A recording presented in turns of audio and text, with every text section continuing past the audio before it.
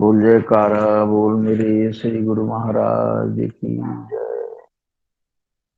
ओम अहिमियो जनयोगम सर्वदा वर्जयेद्यः पुनप्पमियो सुनारिं त्यक्तु कामो विरागी विषमियो विषयान्यो मन्यमानो दुरन्तान् जयति परमहंसो मुक्तिभावं समेति। नमो नमस्ते गुरवे महात्मने विमुक्तसंगाय सदुत्तमाय नित्याद्वयानन्दरसस्वरूपिणे भूम्ने सदा धारदयाम्बुधाम्ने। बोलिए आनंद कंद भगवान की, श्री सद्गुरुदेव महाराज की।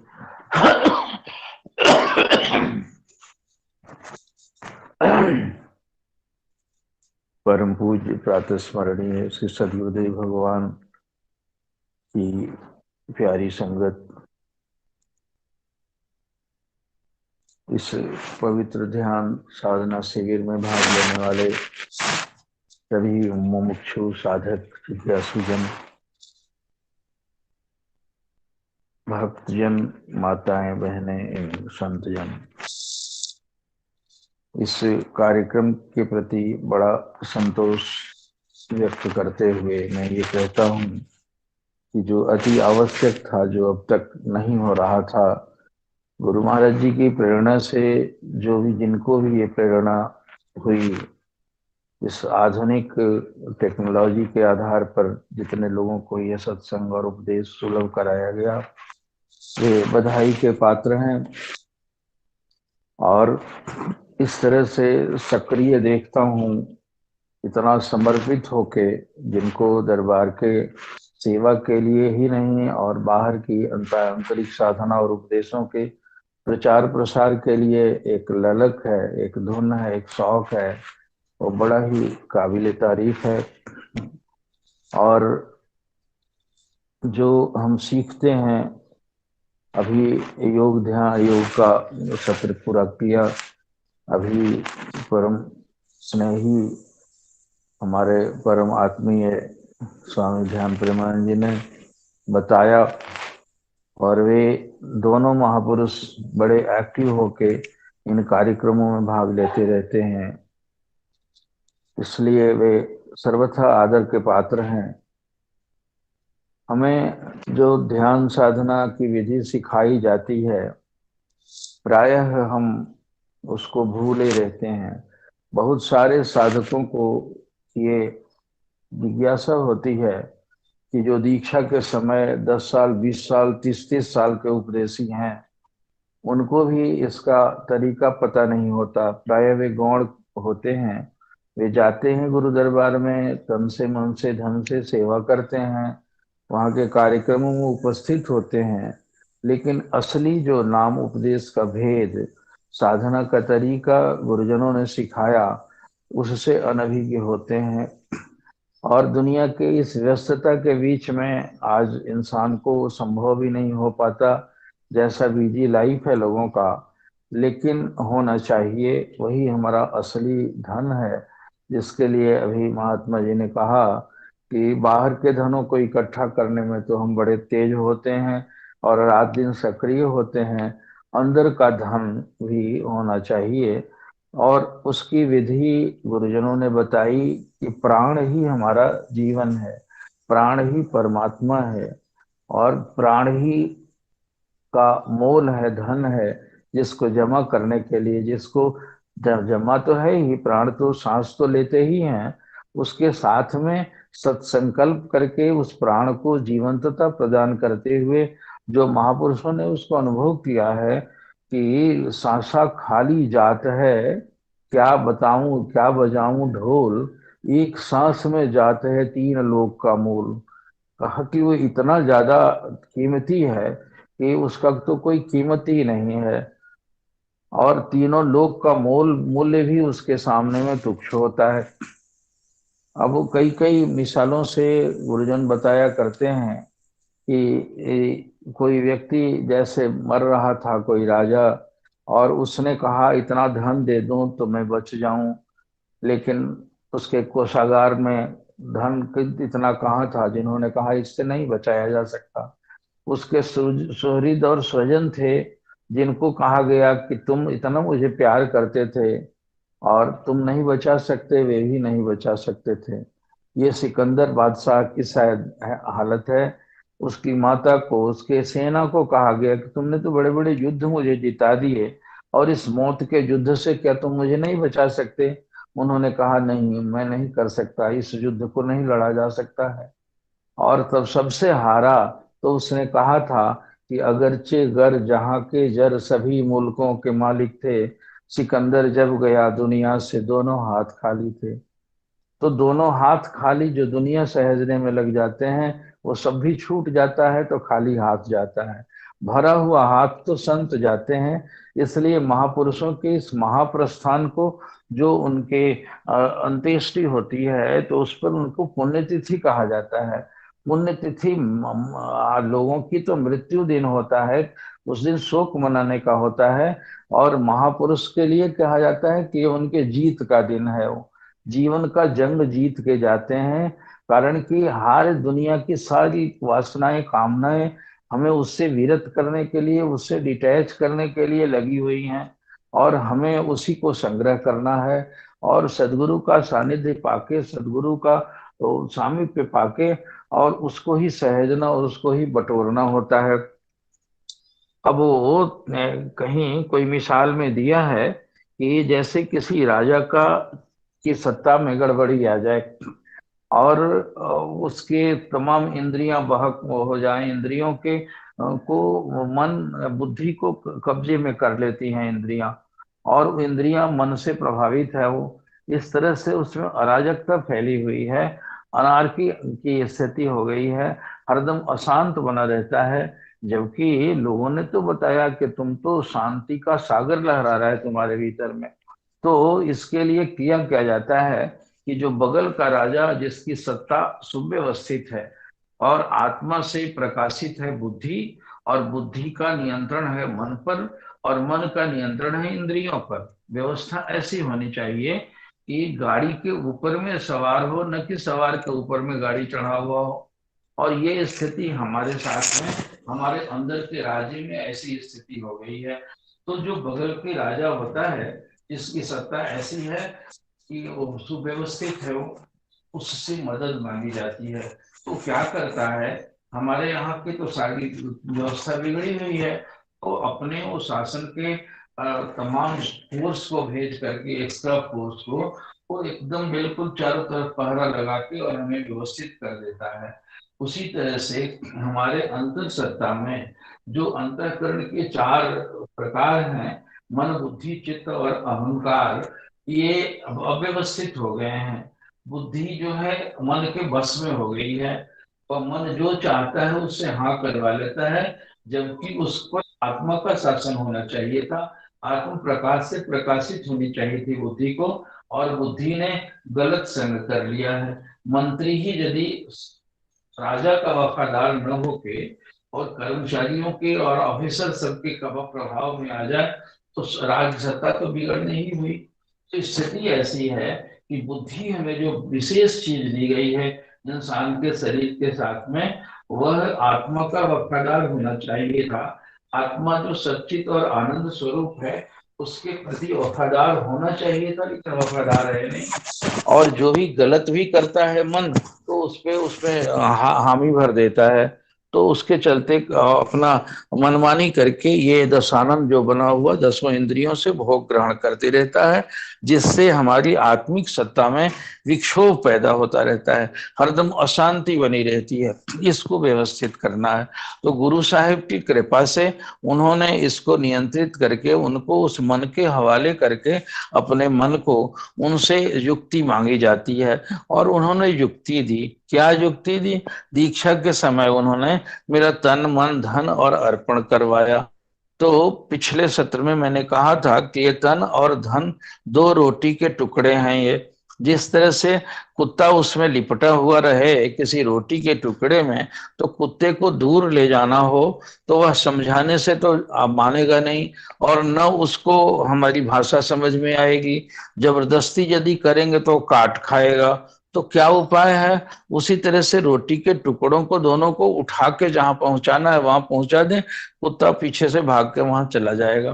तो ये तन और धन दोनों की सेवा इसीलिए कराई जाती है कि ये मन इसमें लिपटा हुआ है, और एक नहीं कई जन्मों से लिपटा हुआ है, और उसी की इच्छा से तन मिला, और तन के पोषण के लिए धन जितना इसका प्रारब्ध है वो मिलता है। इस दोनों का कुछ अंश यदि जैसे जैसे अधिक होता जाएगा, सेवा में लगता जाएगा, गुरु घर से लगता जाएगा, गुरु महाराज जी के चरणों में लगता जाएगा, तो आहिस्ते आहिस्ते मन की प्रवृत्ति वहां होगी।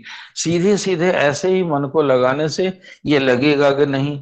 तो इसको ऐसा करना है, शुरू में सेवा करके और गुरु महाराज जी के चरणों से अपना अनुराग बढ़ाना है।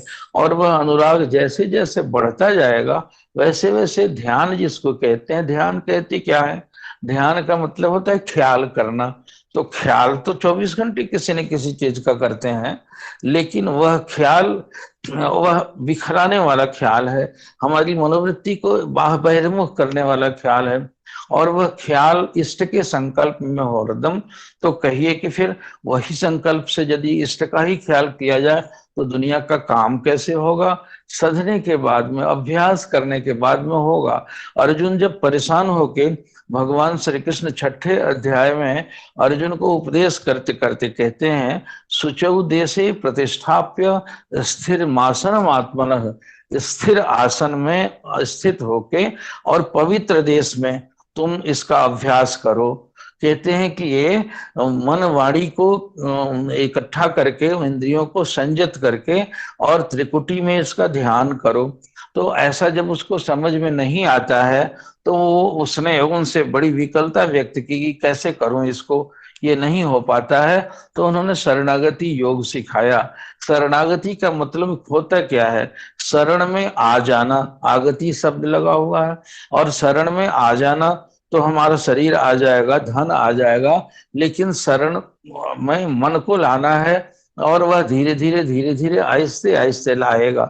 जैसे लकड़ी के लट्ठे को, और यदि पानी में तैरते हुए को दूर जाके उसको छानना हो तो पहले उसके ऊपर बैठ जाते हैं और वह लकड़ी दूर तक जाती है।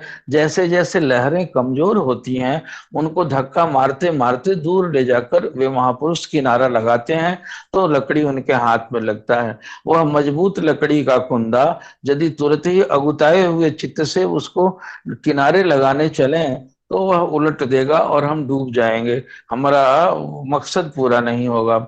इसी तरह से हमारा मन जो है वह बड़ा वेगवान है, विषयों को पकड़ने के लिए इसकी गति प्रवृत्ति बहुत ज्यादा है। इसलिए धीरे धीरे पुचकार के, समझा के, लगा के, गुरु महाराज जी की महिमा सुना के और इस तरह से प्रेम पूर्वक उसको काबू में करना होता है। तो करने का जो विधि बताई जाती है उसमें आप देखते हैं कि एक आसन पर एक समय नियत कर लीजिए, थोड़ी सी मेहरबानी। अभी स्वामी जी कह रहे थे कि हमें अपने ऊपर कृपा करनी है। अपने ऊपर कृपा इतनी ही है कि 3 कृपा की बात कही जाती है। एक होती है भगवत कृपा, दूसरी होती है गुरु कृपा, और तीसरी होती है आत्म कृपा। भगवान ने कृपा की तो हमें इंसान का शरीर दे दिया, और शरीर मिला तो हमारी जिज्ञासा के मुताबिक हमें गुरु मिले, और गुरु ने उस साधन का तरीका बताया। तो बता तो दिया, लेकिन हम अपनी कृपा नहीं करते हैं, उसमें कंजूसी करते हैं। कारण कि गुरु महाराज जी ने शुरू में तो यही केवल बताया था कि तुम नाम जपो, और उसी को भूले रहते हैं। तो उस पर कृपा नहीं करेंगे थोड़ी से, तो फिर कैसे कृतार्थ हो सकेंगे? जीवन बनने का लक्ष्य दो। परमात्मा ने और गुरु ने 2 कृपा तो कर दी, आत्म कृपा अब करने की जरूरत है। और वह आत्म कृपा यही है कि थोड़ी देर तक आदमी को थोड़ा कठोर होके नींद को, जैसे अभी बताया गया, तो स्वामी जी बोल रहे थे कि ये 4 बजे भोर में ब्रह्म मुहूर्त कहलाता है।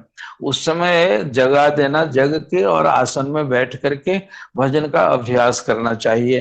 पूरा स्नान आदि न कर सके तो हमारे यहाँ की साधना में कोई वैसा कर्मकांड नहीं है, इसीलिए इसको सहज योग कहा गया है। और आप सोए कर सकते हैं, बैठे कर सकते हैं, चलते कर सकते हैं, दुकान करते कर सकते हैं। तो इस तरह से कैसे करेंगे? तो हम आराम से बिल्कुल, जब भी आसन में बंद करके, सुखासन की बात मैंने कहा था कि सुखपूर्वक जो आसन लग सके, जिसमें कष्ट ना हो सकता है किसी के पाँव में तकलीफ हो, पद्मासन ना लग सके, पाँव पसारे ही कर करो भैया। और वैसे करने से वो सहज ढंग से करना क्या है आपको, और कोई क्रियाएं नहीं। योग में तो इत्यादि में अभी बताया गया वो सब क्रिया भी है, लेकिन ये क्रिया जो है इतना सहज है कि सांस तो हमारी चल ही रही है, और सांस के ऊपर में ख्याल लगाना है, और उसको पीछे पीछे जाइए चुपचाप।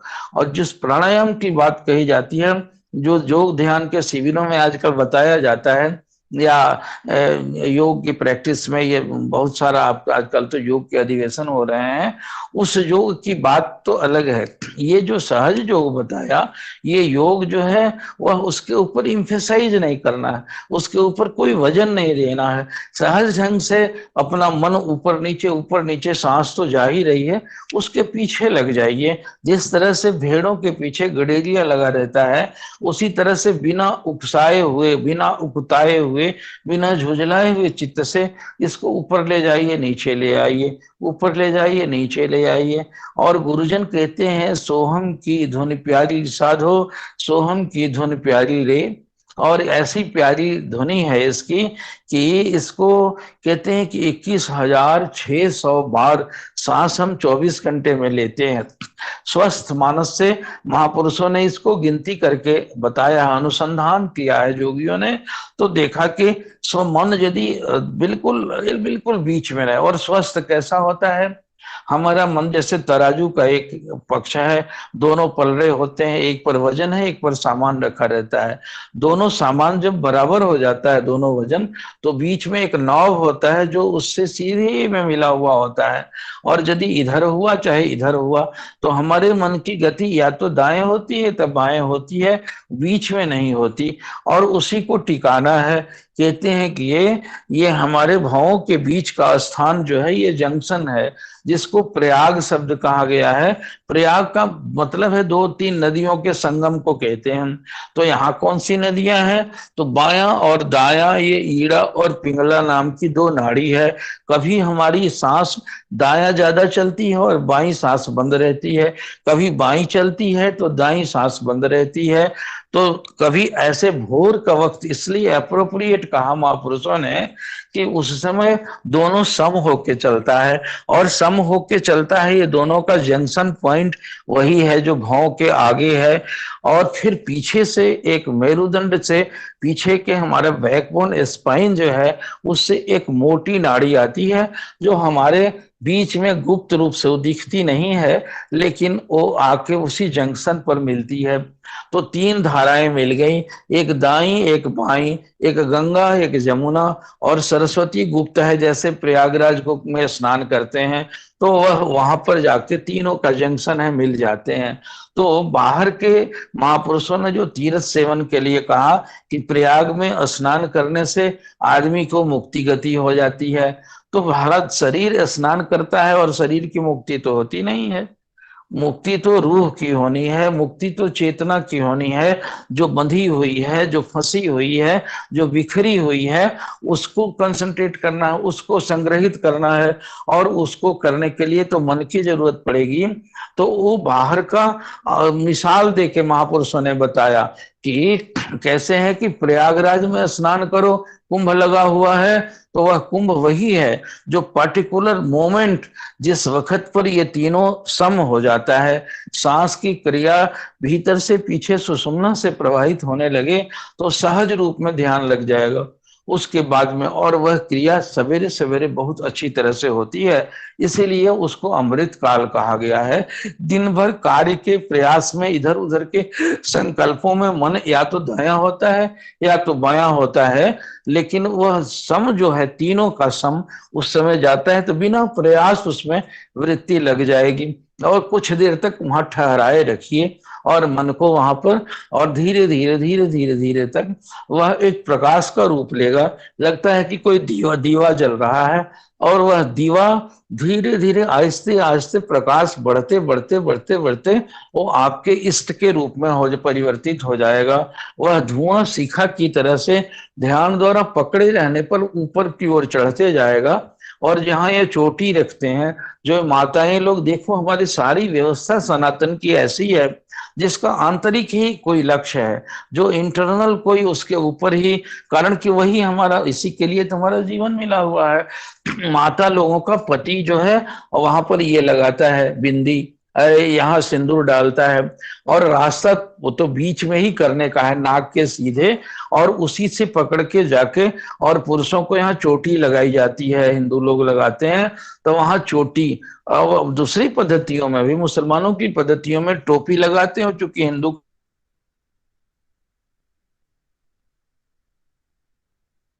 होते हैं, लेकिन सबका संकेत वही है कि वो वहां पर जाके सहस्त्रदल कमर पर नारायण के रूप में हमारे इष्ट, कारण कि हमारे यहाँ गुरु को इष्ट भी माना गया। गुरु एक राहवर रूप है उनका, जो राहवरी करते साथ साथ चलते हैं। बीच में जो नाना प्रकार के चित्र विचित्र ढंग के नजारों में जीव को अटकने का, फंसने का चांस रहता है, तो वे उसको वहां से उठाते हुए ले जाते हैं ऊपर, और दीख पड़ता है कि जाके ब्रह्मांड के वहां जहाँ चोटी का स्थान है, वहां पर हमारे सदगुरुदेव ही इष्ट भी हैं और राहवर भी हैं। यहाँ से साथ जाते हैं, हमें गिरने से बचाते भी हैं, और ले जाके उपास से ही हमारे लक्ष्य भी बन जाते हैं। तो ये ध्याता, ध्येय और ध्यान तीनों का मर्ज कर जाता है एक में। ध्यान तो क्रिया हुई और ध्येय हमारा इष्ट हुआ, तो वह जाके एक में समाहित हो जाता है। ध्याता ध्येय जो है ध्येतव्य में जाके मिल जाता है। तो ये क्रिया है, उसको चुपचाप कुछ नहीं करना है। किताबों में या लोगों में तो दिखा हुआ है कि वो प्रयास से ये नजारे दिखाते हैं, वो रोच की बातें हैं। पहले जानने की नहीं, अपने प्रयास करके कुछ नहीं करो, चुपचाप शांत बैठ के, और अपनी वृत्ति को, यहाँ मन को इधर जाए तो फिर बटोरो, इधर जाए तो फिर बटोरो, और आते जाते उसको ये भ्रू मध्य में संधानित करने को होता है। कहते हैं ईड़ा सुर गंगा कर जानो, और पिंगल को जमुना पहचानो, सुखमन सरस्वती की धारा, तिमुहानी ते संत पुकारा, साधो तहां निरंजन धाम है, गुरुगम चिन्हे विरला कोई। जो गुरुगम है, जो गुरुमुख है, वही इसको चिन्हता है। और वह गति मुक्ति जो बाहर के प्रयाग में स्नान करने को कहा गया है, उसका मकसद इतना ही है कि ये तीन प्रयाग जो नाड़ियों का संगम है, यहाँ अपने मन को लगाओगे तो मन बंधन से मुक्त हो जाएगा। देखो उसके लिए लिखा हुआ है अपने भीष्म पितामह जी के लिए, कि वो 6 महीने तक सरसैया पर रहे। कारण कि दक्षिणायन की हालत में जो प्राण निकलता है तो आवागमन में जाना पड़ता है। उत्तरायण की हालत में जो प्राण निकलता है तो गति मुक्ति से हो जाती है। तो किसी ने ऐसे ही एक बार पूछा किसी संत से, तो उन्होंने बताया कि देखो नक्शे में ऊपर जो है उत्तरायण उत्तर होता है और नीचे साउथ पोल होता है। तो उत्तरायण का मतलब ये नहीं है जो यहाँ दाएं बाएं पूर्व पश्चिम और उत्तर दक्षिण करते हैं, उसका मतलब यही है कि वो कैसे उसको वृत्ति को ऊपर ले जाने में इधर उधर भटकी हुई जो होती है उसको बटोरना पड़ता है। तो उन्होंने युद्ध किया, उन्होंने क्या क्या देखा, क्या क्या किया, इसमें तो वृत्ति भटकती ही है, लेकिन प्राणों पर संयम था। वो लोग इसी अजपा को सिद्ध किए हुए लोग थे। प्राणों पर नियंत्रण के चलते निकलते समय प्राण को उन्होंने 6 महीने लगे उनको, कहते हैं कि तो उत्तरायण से फिर दक्षिणायन नहीं, बीच में किया उन्होंने, और तब उसमें प्राण छोड़ते हैं। योगी लोगों को जिन पर प्राणों का नियंत्रण होता है, वे मृत्यु के समय का आभास होते ही अपने प्राणायाम की क्रिया से, इस अजपा की क्रिया से उसमें स्थित हो जाते हैं, और फिर अपनी इच्छा के मुताबिक ऊर्ध्व लोकों में। देखते हैं कोई मरता होगा तो कहते हैं कि ऊपर यहाँ ब्रह्मरंध्र फट गया, वहां मांस निकल गया, और किसी के मरने के बाद मुंह खुला होता है, किसी का कान से खून निकलने लगता है, किसी की आंख से खून निकलने लगता है, किसी के नीचे के अंगों में वैसे स्राव होने लगता है। तो इसका मतलब है कि उसकी वृत्ति वहां अधोमुखी है, वो सांसारिक है। और जो योगी जन होते हैं, जो अभ्यासी होते हैं, उनके गुरु कृपा से ऐसे ऊपर की मुकाम जो ये त्रिकुटी के आगे के हैं, उन मुकामों में प्रवेश करके जहां कहीं से भी ये जो 7 मुकाम है ऊपर के, उनमें से जब से निकलता है तो वो फिर ऊर्ध्वलोकों को जाता है, इष्ट के ऊर्ध्वलोक में जाता है। तो इनकी क्रियाएं जो हैं, हम तो प्रयास भर करेंगे, उन योगियों जैसी क्षमता नहीं है, नाना संकल्प में बल है। उनके बताए मुताबिक जैसे बच्चे को बता दिया गया ऐसे पेंसिल से राम राम राम लिखने के लिए, अब एक स्थिति होती होगी कि आंख मूंद के भी कोई राम लिख लेता होगा। उसी तरह से गुरु महाराज जी ने बता तो दिया है, और थोड़ा प्रयास करेंगे। तो प्रयास के लिए क्या कहा जाता है कि यदि बच्चे को एक खिलौना दे देती है माता, और वो खेलने लगता है, और माता तब तक अपना काम करती है, लेकिन इस खिलौने को ही खेलता रहे तो माँ अपना काम करती रहेगी। खिलौना छोड़ के जैसे उसको भूख लगेगी, तो खिलौना छोड़ के ऐसे पांव से दौड़ के भी नहीं जा सकता, आवाज इतनी मंद है कि उनको पुकार भी नहीं सकता है। तो करेगा क्या? आ करके और हाथ को आगे करके और पांव से घिसकते हुए माँ की ओर जैसे बढ़ेगा, तो 100 काम छोड़ के आ जाएगी। लेकिन यदि खिलौने में ही निपटा रहेगा तो माँ को तो 100 काम है, वो अपने कामों में लगी रहती है। उसी तरह से भक्त और साधक को संसार की जो भी सुख सुविधाएं भगवान ने दी हैं,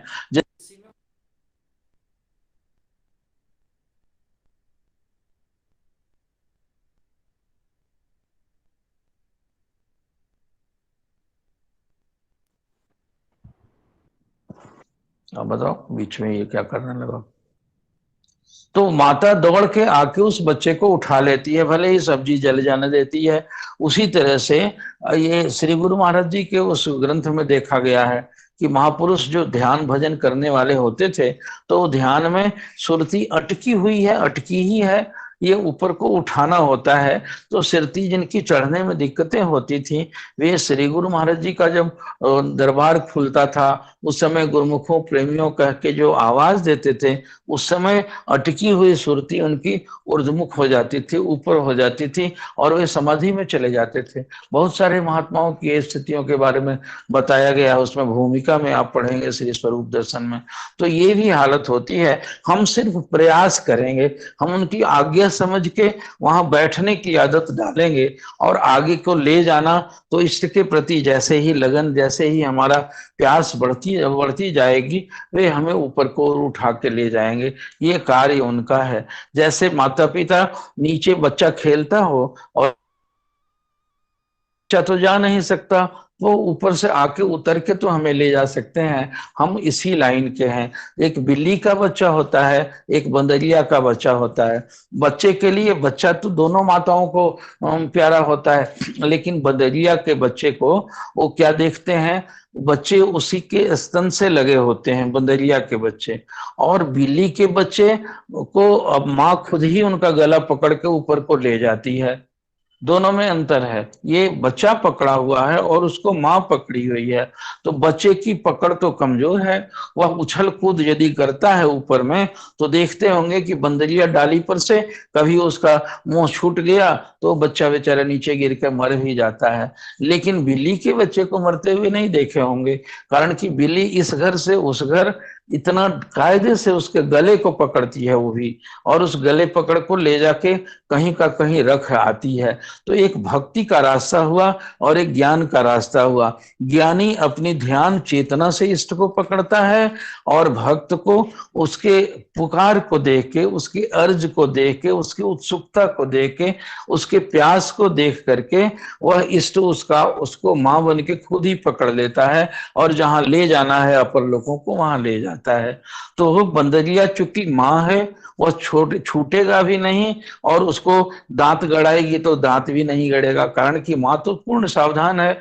इसलिए भगत नहीं गिरता है, ज्ञानी का पतन हो जाता है।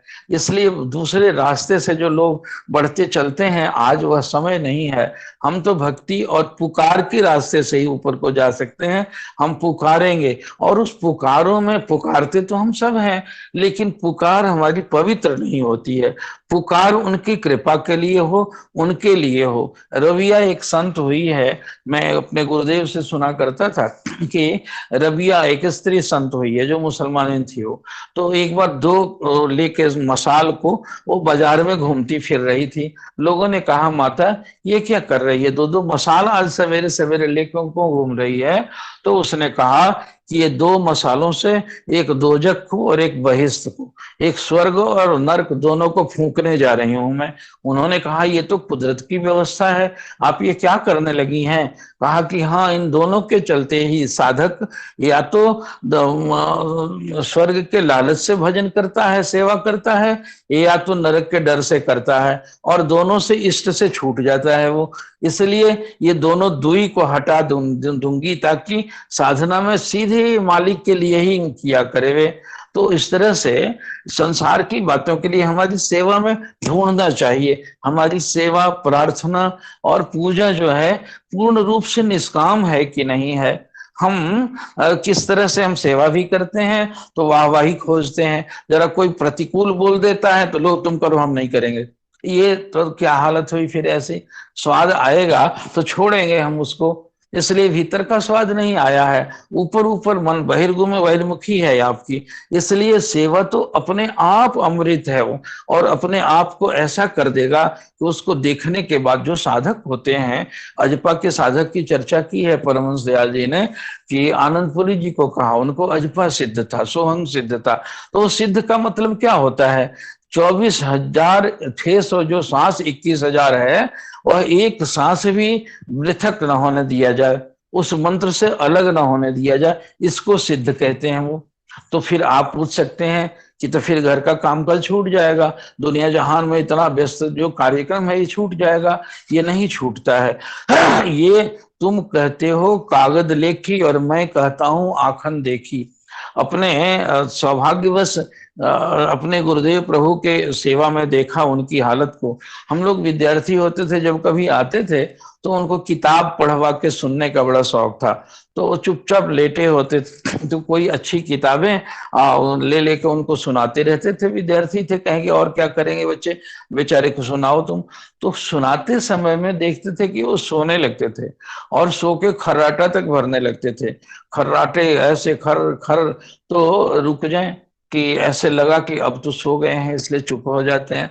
और जैसे ही रुके तो फिर फट से आंख खोल के कहते हैं, क्यों पढ़ते क्यों नहीं है, रुक क्यों गया? तो फिर किया जाए और फिर वैसे ही करें। तो अब लगे कि सो गए इतने गहरे नींद में तो उनको डिस्टर्ब होगा, इसलिए चुप हुए। जैसे चुप होते थे वैसे डांटे, कहा कि सुन तो रहा हूं, तू पढ़ता क्यों नहीं?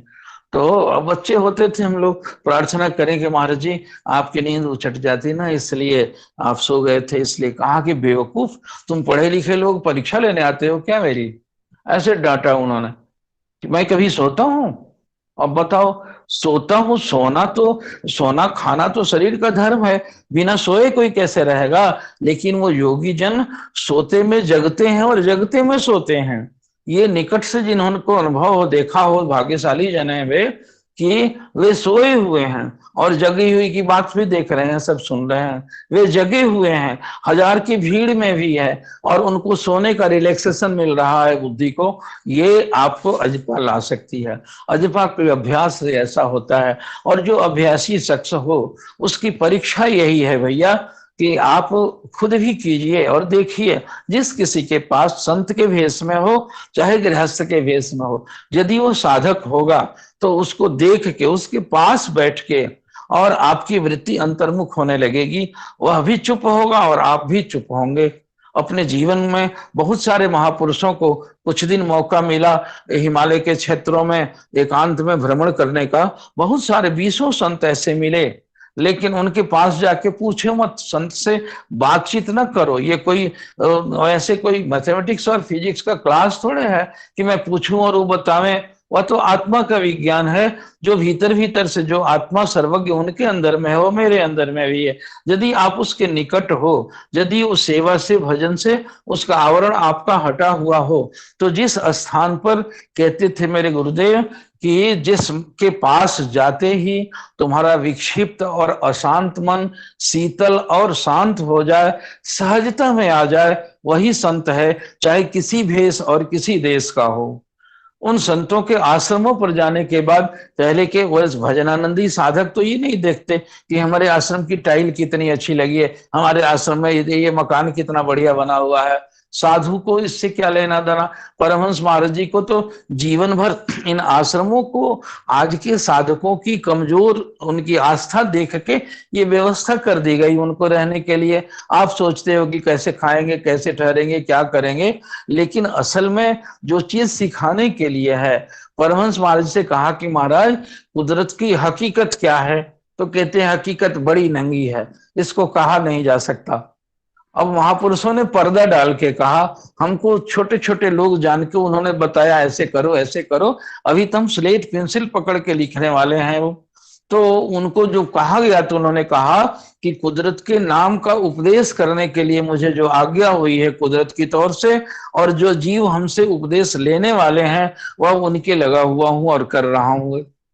तो वे तो एकदम उनका हर स्पंदन जो है, उनकी हर क्रिया प्रक्रिया जो है वह कुदरत से प्रेरित है, अपने इष्ट से प्रेरित है, इसलिए उनको आवश्यकता नहीं। वे तो सहज आत्माराम बन के रहे और कितनों को हिला दिया, संसार हिल रहा है।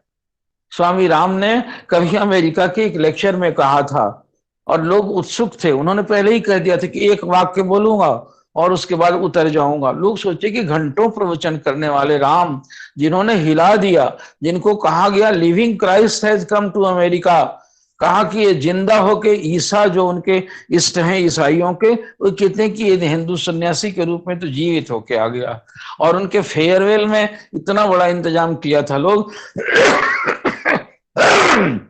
लेकिन उन्होंने ये कहा कि बस एक ही वाक्य बोलूंगा।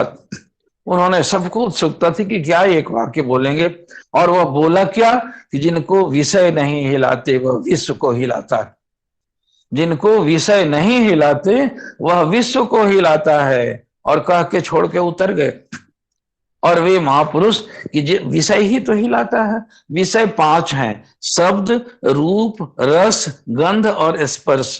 ये पांचों की 5 इंद्रियां हैं ये, और इन्हीं के चक्कर में हरदम हमारा मन फंसा रहता है। या तो रूप में रखता है, या तो कान में जाता है, या तो होठ में जाता है, स्पर्श में जाता है, या तो आंख में जाता है ये। और इसको सब ओर से निकालना है, और कितना कठिन है ये, और उसको फिर ऊपर की ओर चढ़ाना है। इसीलिए महापुरुषों ने कहा कि चींटी चली बाजार को, चींटी चली चली पहाड़ को, और क्या नौमन गट्ठर लाज, कि चींटी चली है पहाड़ का दुस्साहस करने वाले, और 9 मन का गट्ठर लाद ले। बताओ इसकी औकात कितनी है, और 9 मन का गट्ठर लाद के कैसे जाएगी। वैसे हमारा संकल्प जो है इतना ही कमजोर है। दुनिया का गट्ठर हम राग कहीं बना के, कहीं द्वेष बना के, नाना प्रकार की इच्छाओं को पाल के चलते हैं, इसीलिए चढ़ता नहीं है। चढ़ेगा यदि सहारा मिल जाए तो। गुरुदेव एक बात कहते थे कि यदि चींटी को कह दे कि कोई काबा शरीफ जाने से वहां उद्धार हो जाएगा तुम्हारा, तो चींटी काबा शरीफ जा सकती है? या किसी तीर्थ पर बड़े बद्रीनाथ जाने को कह दे तो वो तो एक हवा का झोंका उसको कहां से कहां कर देगा। कितने जीव जंतु हैं, कुछ चल जाएगी वे। एक बड़ा उड़नबाज कोई परिंदा हो जिसके पर में वो चिपक जाए, जिसके पांव में वो चिपक जाए, हाँ चिपके इतना दृढ़ता से कि जो उड़े भी, फड़फड़ावे भी तो छूटे नहीं, तो उड़ा के उसको ले जा सकता है। तो कहते थे कि सदगुरु वही परिंदा है जो उस अपर लोकों को मालिक के लोकों पर गया हुआ नीचे उतर के हमें ले जाने के लिए आया है।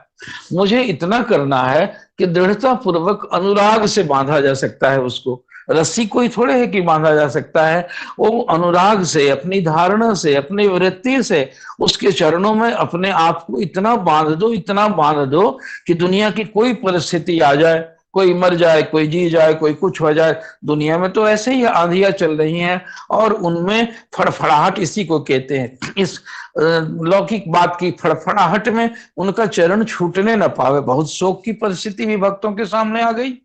और उन्होंने उस दिन में भी अपने को उबार लिया। वो परीक्षा की घड़ी है, तुम्हें बहुत ज्यादा खुशियों का की परिस्थिति आ गई तो खुशियों में भी भूलता है।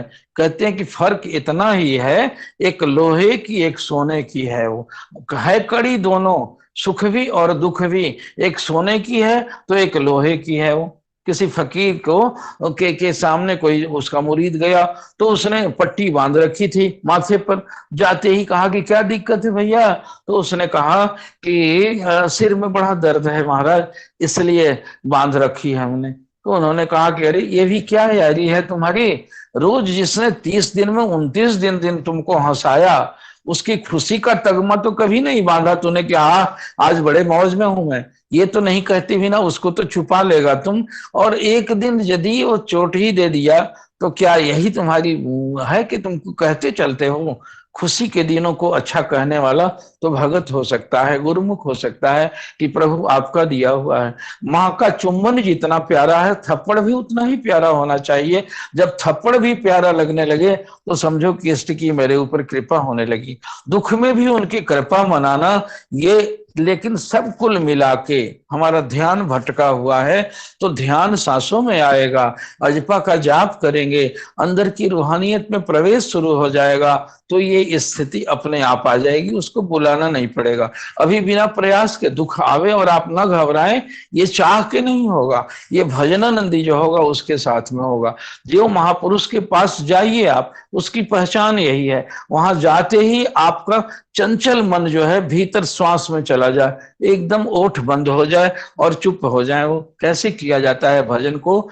तो आसन लगा के जब बैठते हैं सवेरे सवेरे, तो सुखासन में बैठ जाइए, ओठों को बंद कर लीजिए, तालू में जीभ को ऊपर की ओर उलट लीजिए। ये भी एक संकेत है। ब्रह्मरंध्र से ऊपर को काया लोक में वो अमृत का बूंद चूता है, जिसको खेचरी मुद्रा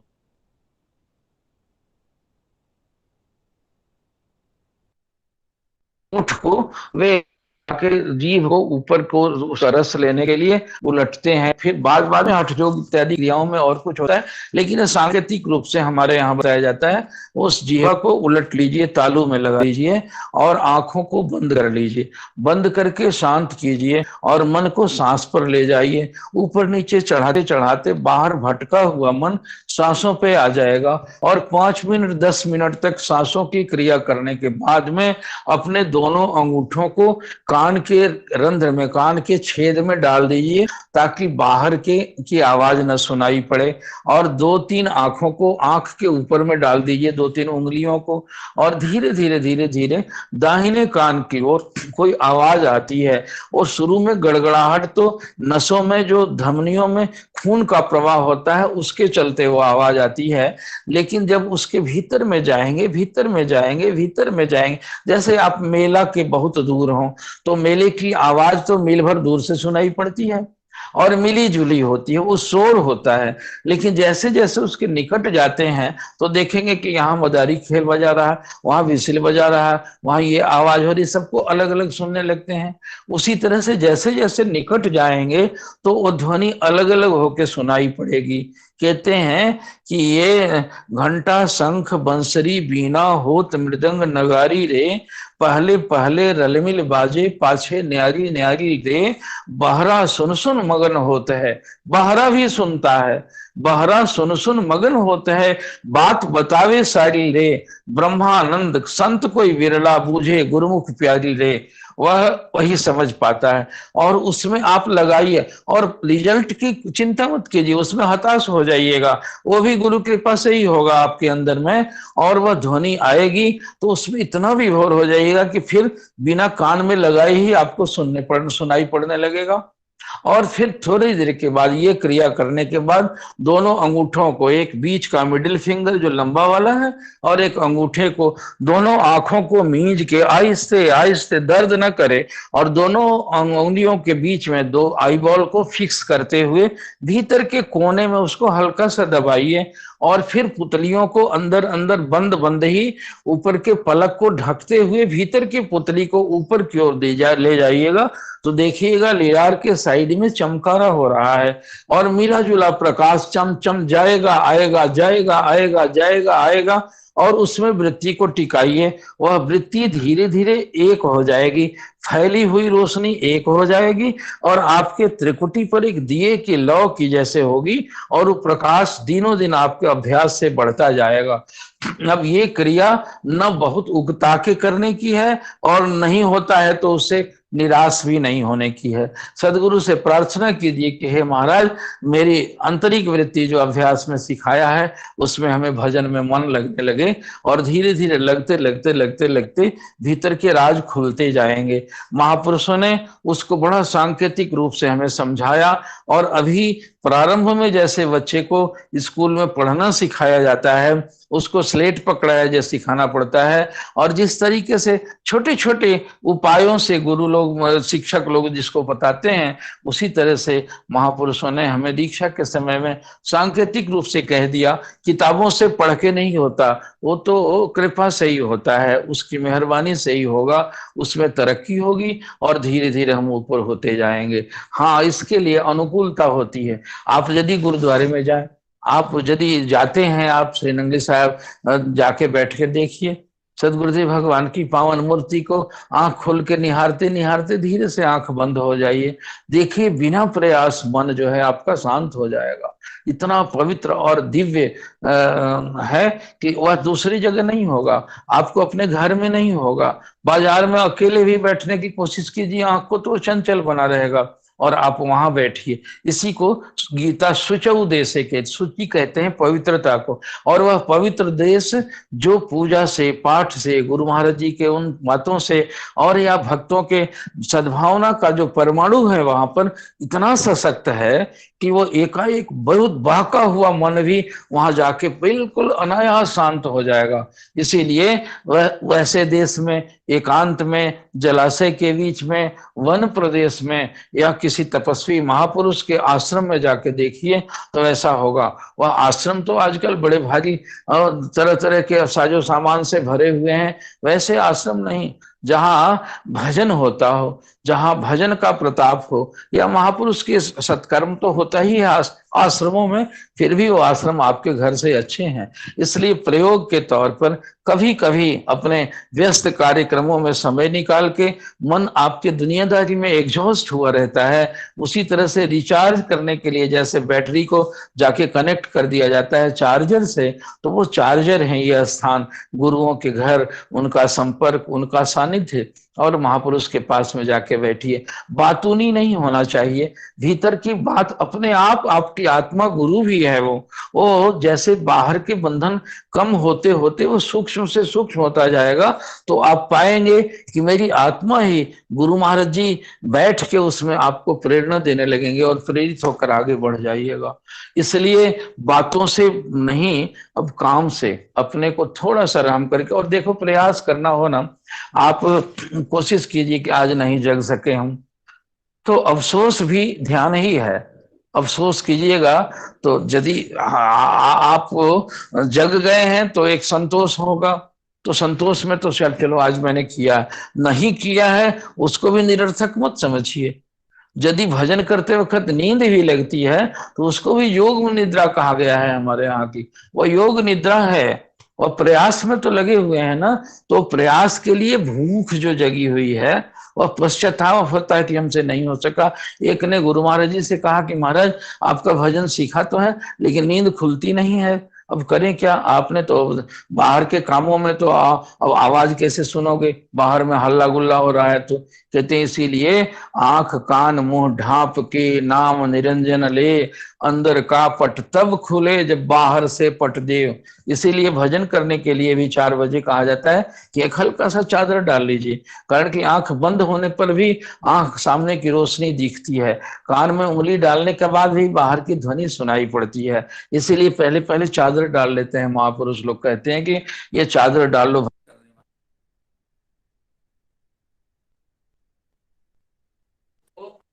को ढक करके, और उस नाम को लेने लेने से और धीरे धीरे धीरे धीरे सहजता प्राप्त हो जाएगी। तो इसलिए अब उन्होंने कहा कि महाराज भजन तो होते नहीं, नींद नहीं खुलती है। उन्होंने कहा तू चाहता है, कहा कि हाँ महाराज, बड़ा पछतावा होता है कि मैं आज्ञा नहीं पूरी कर रहा हूँ आपका। कहा कि ठीक है, यदि तुम्हारा पछतावा सही है तो तुम्हें जगा दिया जाएगा। अब उसने क्या देखा कि उसके घर में श्री गुरु महाराज जी का चित्र तो पड़ा हुआ था आरती का, और वहां वही सोया था वो। तो रात में सोते सोते कहा कि महाराज जी, हमको नींद बड़ी परेशान करती है, सवेरे नींद नहीं खुलती है।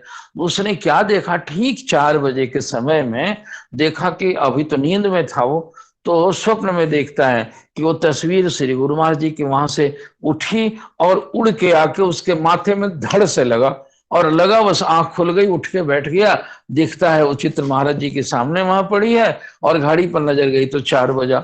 और दिन भर कहा कि, तो फिर बताया गया था, ऊँगते ऊँगते भी किसी तरह से किया।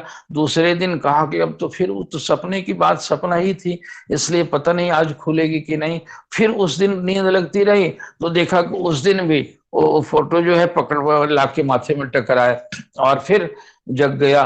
2-3 दिनों के बाद में कहा कि प्रभु, आपको परेशान करता हूं महाराज, मैं अपने से जग जाऊंगा, और फिर अपने से जगने लग गया।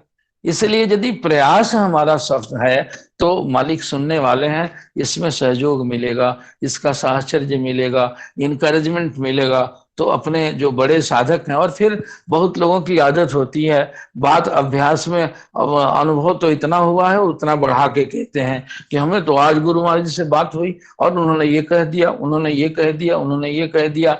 महाराज जी कभी कभी कहते थे कि वहाँ चकौड़ी दरबार में अपने मेरे परम सरकार कि वहाँ एक महात्मा था, जो काम कोई करने को हो सेवा, तो कहे कि श्री गुरु महाराज ने आज हमको सपन दिया है कि ये काम करना ठीक नहीं है। तो महात्मा सब भोले भाले कहे कि ठीक है भाई, जब सपन में भी की बात सच्ची ही है, हरिश्चंद्र ने तो सपने की भी बात सच मान ली थी, तो चलो फिर नहीं किया जाए। फिर 1 दिन हुआ, 2 दिन हुआ, 3 दिन हुआ, काम करते करते उसने ऐसा ही कहा। तो मेरे महाराज जरा विनोदी थे, कहने लगे कि एक दिन फिर जैसे ही शुरू किया उसने कहा, तो मैंने कहा महात्मा जी, और तुरंत ही उसी हमको भी सपने आया सवेरे में, और श्री गुरु महाराज जी ने हमको कहा कि परम, वो महात्मा यदि कहे तो उस सपने की बात मत मानना तुम, और फिर काम में सबको लगाए रखना। मैंने कहा कि इसलिए चलो चुपचाप लगो तुम, तो उसकी बहानाबाजी छूट गई। तो ये अभ्यास में गप्पे भी मारते हैं, आनंद आना इतना बड़ी बात आसान बात नहीं है। भीतर को सोता, हाँ कृपा हो जाए तो बिल्कुल, सदगुरु जब ही हो ही दयाला, मन मंदिर का खोले ताला। कहते हैं कि ये मधुर मधुर तह बाजा बाजे, और घटवा ही जहाँ देव विराजे, मुक्त हो दर्शन पाके। ये कहा तो है, लेकिन अंत में जोड़ दिया कि ताला जो है वह चाबी मालिक के हाथ में है। ये सदगुरु जब दयाल होंगे तो आसानी से ताला खोल देंगे और भंडार मिल जाएगा। अपने से लाख माथा पीटोगे, लाख झकझोरोगे तो ताला नहीं छूटेगा। इसलिए हर हालत में उनकी दुहाई करना। ये ब्रह्मानंद जी, कबीर इत्यादि के भजन को सुनिए, सब कुछ के जिक्र और उसका बताते बताते अंत में कहते हैं कि ये गुरुगम चिन्ह है, विरला कोई। ये गुरुगम वाले ही चिन्हते हैं, और विरला जो प्रयास करते हैं तो उनका पतन भी। बहुत सारे महाराज कहते थे हमारे कि देखो, ज्ञानियों का, ध्यानियों का, तपस्वियों का पतन होते देखा गया, लेकिन सेवक का पतन नहीं होते देखा गया। उसकी माँ बिल्ली के बच्चे की तरह उसका गला पकड़ के ले जाती है। करना इतना ही है कि माँ माँ माँ कह के प्रयास तो करो कि माँ मुझे बचा ले चलो ना, यहाँ खतरा हो रहा है, किसी दूसरे जगह पर ले चलो ना, तो माँ ले जाएगी। इसलिए दुनिया में खतरा है, फसावट है, निराशा है, हताशा है, दुख है, असंतोष है, क्लेश है, कलह है। हे मालिक, इससे अपने को छुड़ा नहीं पाता हूँ। मेरा ध्यान अभ्यास इतना कमजोर है, इसलिए आप अपनी कृपा से बिल्ली की मां बन के मुझे आप उठा ले चलिए। ये भगत की पुकार है, भगत का रास्ता है, और इसी तरीके से हम कामयाब होंगे। ये ध्यान साधना शिविर में नियमित रूप से आप भाग लेते रहिए, और थोड़ी थोड़ी प्रेरणा मिलती जाएगी। प्रयास कीजिए, बाकी आगे का सहारा देने वाले मालिक हाथ बढ़ा के आपको लेते जाएंगे।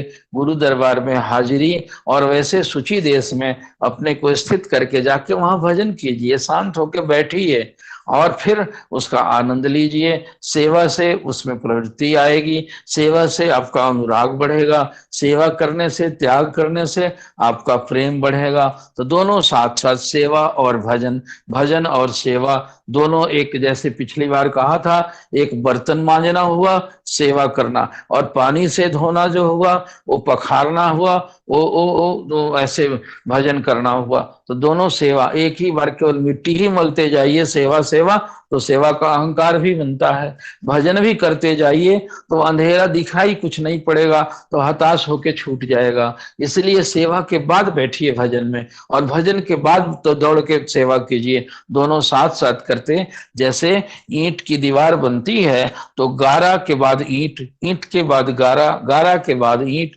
ईंट को सीधा रख दिया जाए केवल, तभी गिर जाएगा। गारा को ही चुपचाप जमा कर दिया जाए, तब भी गिर जाएगा। दीवार तो तब बनेगी कि हर ईंट के लेयर बाय लेयर, गारा भी और ईंट भी, गारा भी और ईंट भी, तो धक्का देने पर भी नहीं गिरेगा। इसलिए सेवा से ही बहुत सारे संगतों में, बहुत सारे सत्संग के आश्रमों में पैटर्न चलाए हुए हैं लोग, ध्यान का पैकेज कराते हैं। इतना फी जमा कर दिए, महात्मा जी गए और आए, वो लेक्चर दिए ध्यान पर, आधा एक घंटा बैठ लिए और आके खुश हो गए कि हम तो ध्यान का पैकेज करके आते हैं। वो ध्यान ध्यान नहीं होता है।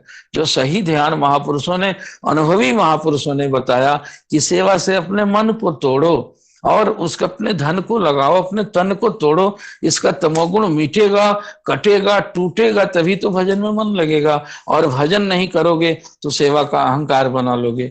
इसलिए दोनों साथ साथ करते करते करते करते रूहानियत में हमारा प्रवेश मिलेगा, सदगुरु के मंजूरे नजर होंगे, और हमें शिष्य बनने की सार्थकता प्रतीत होगी कि हाँ, सचमुच ही सदगुरु के चरणों में आने से मेरा जीवन कृतार्थ हो गया।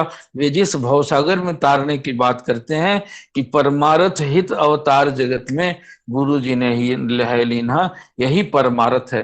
परम और अर्थ दो मिला हुआ, परम मतलब एब्सोल्यूट, जो बहुत बड़ा जो सत्य है, उसके प्रति हमको लगा देना। हमारी बाहर की व्यवहारिक क्रियाएं भी, हमारी सांसारिकता भी भजन और सेवा बन जाए, ये युक्ति गुरु दरबार में प्रैक्टिकल कराने के लिए ये आश्रम बनाए जाते हैं, गुरुओं के चरणों में जाकर सीखा जाता है, और उसका प्रैक्टिकल रूप आप अपने घरों में करते हैं। तो दोनों को साथ साथ करते करते हमारा उबार होगा, और हमारी रूहानी, और फिर आप बकवादी नहीं होगा।